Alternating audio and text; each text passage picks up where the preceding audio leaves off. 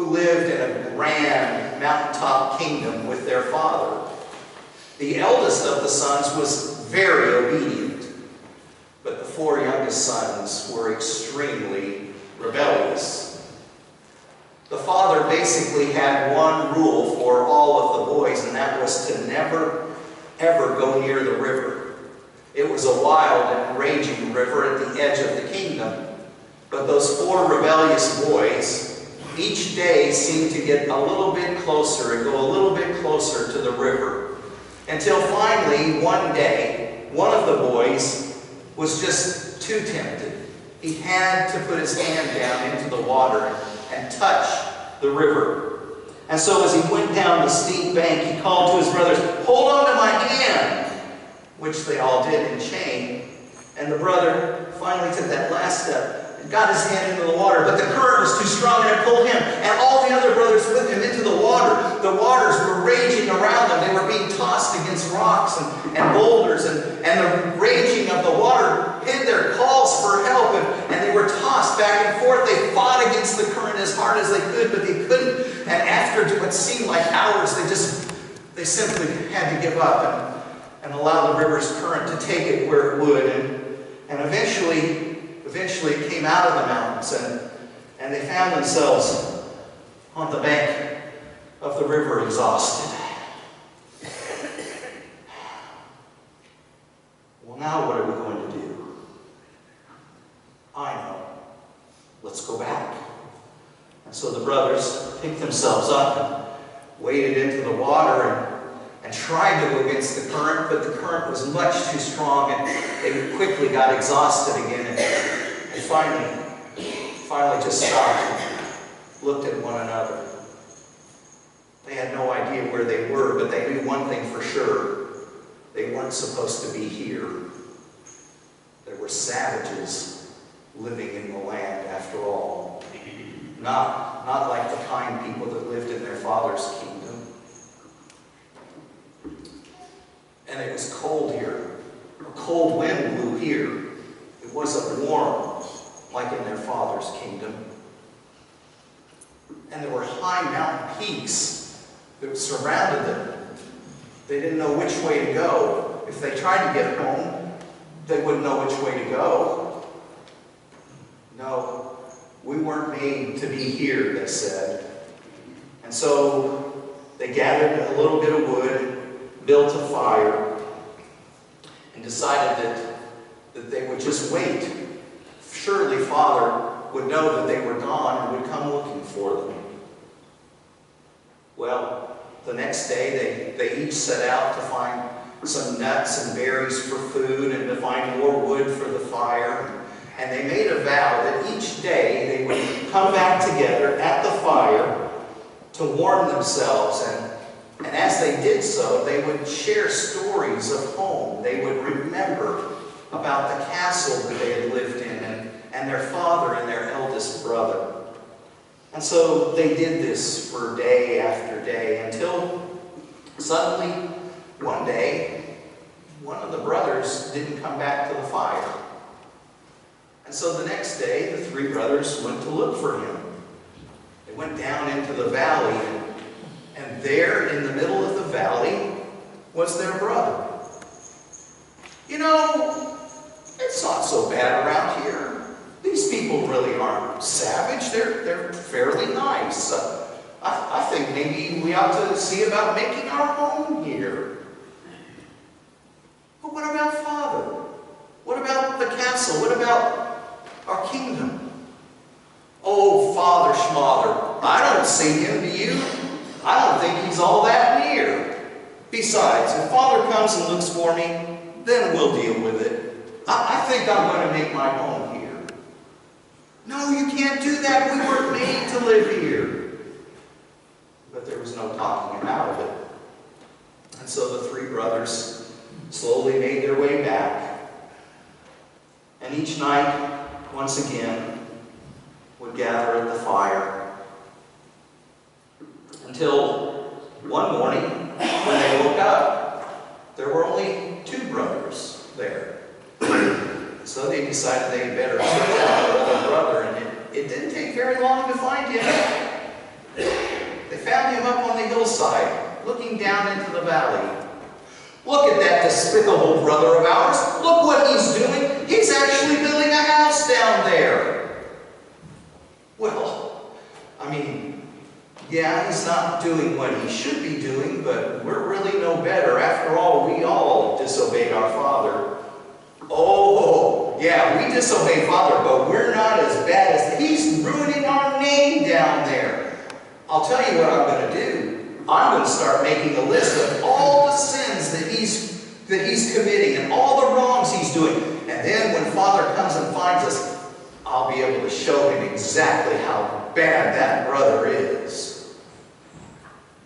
Well, there was no talking him out of that hillside location. So the two brothers decided that they would go back. And each night, they'd share with each other stories of their home and their father and their eldest brother. Until one morning, only the youngest son was at the fire. So he decided to find the missing brother, and that didn't take very long either. He found him at the river's edge. He was taking rocks and stacking them up. "Brother, what are you doing?" "Well, that should seem fairly obvious. I'm building a pathway back to our Father. As soon as I get this pathway built, I'll be able to step into the kingdom, and the Father will have to welcome me home and forgive me." "You're doing what?" "I'm building a pathway home. You see, I have sinned. I've sinned greatly. We weren't supposed to go near the river. We got into the river. We're lost now. I'm going to build a pathway home. And when Father sees how wonderful and how hard I've worked, he'll have to forgive me." Well, there was no talking that brother out of his work. And so the youngest son went back to the fire and told himself stories of home. Until one day, early one morning, as the youngest son was stoking the fire, he heard a familiar voice. "I've come to take you home." Could that really be the firstborn?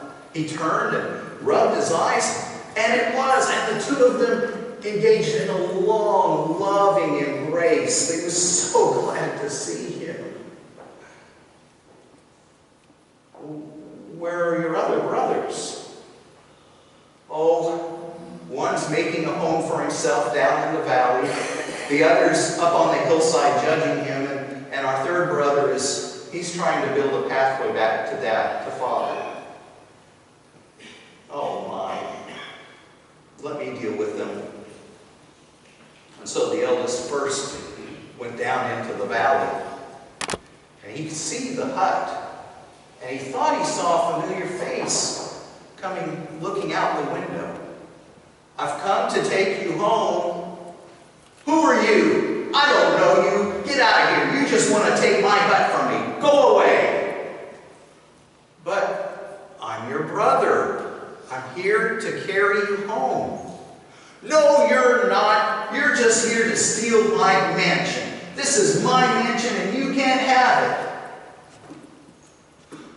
"A mansion? That's nothing more than a hut." "It is too a mansion. It's the finest mansion in all of this land. I built it with my own hands, and you can't have it." "I don't want it. What I really want is you." And suddenly, with the brother in the window of the hut were other savages yelling, "He doesn't belong here! Send him away! He's not one of us! He doesn't belong here!" Firstborn said, "You're right. I don't belong here, but neither does my brother. Come with me. Let's go back to Father." "I don't have a father. I'm making my life here. Go away. Leave me alone." "As you wish." And so firstborn then went up the hillside where he found the second brother. I knew you'd come. I knew you'd come. Look what that brother's doing down there. Can you believe the things he's gotten married? I think he might even have a child. Well, but what about you? I've come to carry you home. Oh, don't worry about me. It's him I'm worried about. You should see the list of sins I've got written down for him. But what about your sins? My sins? Psh, my sins are nothing compared to what's going on down there in the valley. Well, maybe we should worry about you first before we worry about your brother. I'm here to take you home. Oh, no, not until we deal with him. Not until I see you judge him. Come with me. Oh, we can go peek in the window. He never catches me when I'm doing that. Come on with me. And the brother ran off to the hut, not even realizing that the eldest wasn't going with him. Well, he found the third brother down at the river. And there he was, stacking rocks. Brother, I've come to take you home. Oh, can't work now. Got a lot of work to do. Got a long road to build here. But you don't need to build a road. I've come to carry you home. Oh, sure. Father would never forgive me unless he can see just how hard I've worked to make up for my sin. You see, I'm building this pathway up to my Father. Yes, I can see that you're working very hard, but you realize that it's much too far for you to ever build a pathway, and it will take too much strength.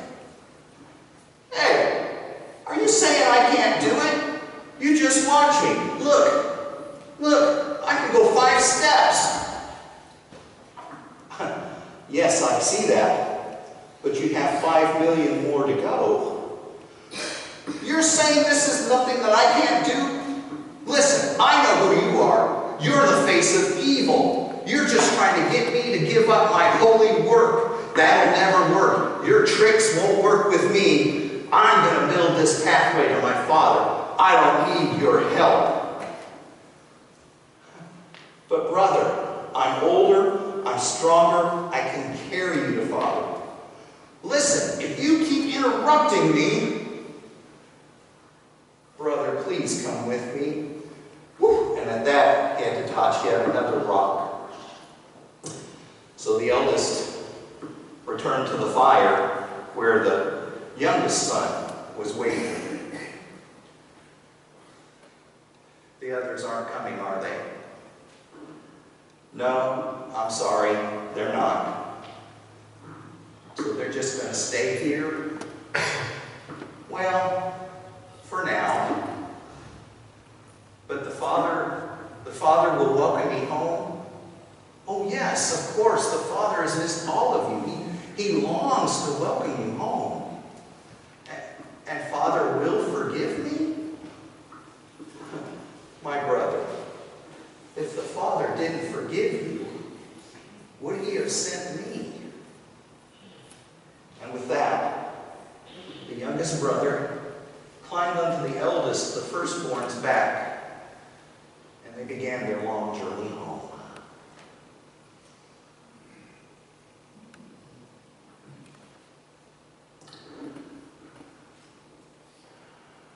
My friends, there's no better time than 2 days after Christmas for us to take a little bit of an evaluation in where our relationship is with the Father and the oldest son.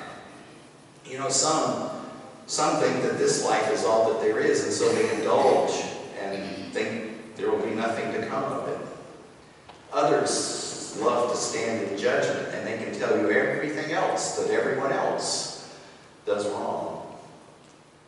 And then there are those of us who are going to work our way instead of just allowing ourselves to be carried home.